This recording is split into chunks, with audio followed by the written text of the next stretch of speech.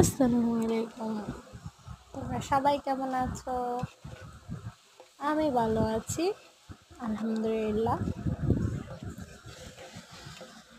আজকে বানাবো হচ্ছে নারকেলের নাড়ু। তো নাড়ু যখন চুলায় বসিয়ে দিলাম নারকেলটা, তখন ভাবলাম তোমাদের সাথে শেয়ার করি। যখন কালকে বানাচ্ছিলাম নারকেলের নাড়ু, বুঝছো, তখন ভাবলাম তোমাদের সাথে শেয়ার করি। আসসালামু আলাইকুম, তোমরা সবাই কেমন আছো? আমি বানিয়ে নিয়েছিলাম নারকেলের নাড়ু। তো তোমাদের সাথে শেয়ার না করলে কি আর হয়?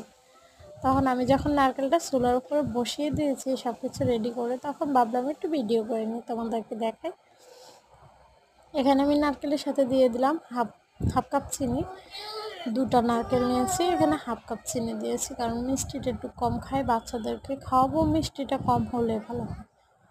আর একটুখানি লবণ দিয়েছি, একটুখানি লবণ দিলে হয়ে যাবে, মানে স্বাদটা কন্ট্রোল করার জন্য। বাট এটাতে লবণ না দিলেও হয়। দেখো নাড়তে নাড়তে কালারটা একদম সুন্দর মতো চলে আসছে। এখন আমি এটা নামিয়ে নিব।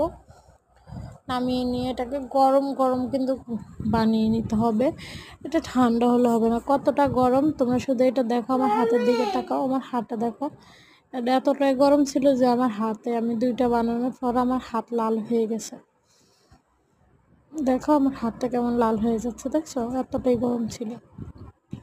একদম গরম গরম বানিয়ে নিতে হবে। তোমরা কেউ যদি এটা কারো বাসা ফাটাতে চাও বা কারোর জন্য দূরে কোথাও ফাটাতে চাও, তাহলে এটা 6 মাস পর্যন্ত রাখা যাবে। এটাকে বানিয়ে 6 মাস পর্যন্ত রাখা যায়, একটু শক্ত করে বানাতে হয়। আমি যাতে এখনই খেয়ে ফেলবো, 2টা নারকেলের নাড়ু আর কয়টাই হবে। আমরা আজ মানুষ আছি 5 জন, এগুলো সাবার হয়ে যাবে একদম।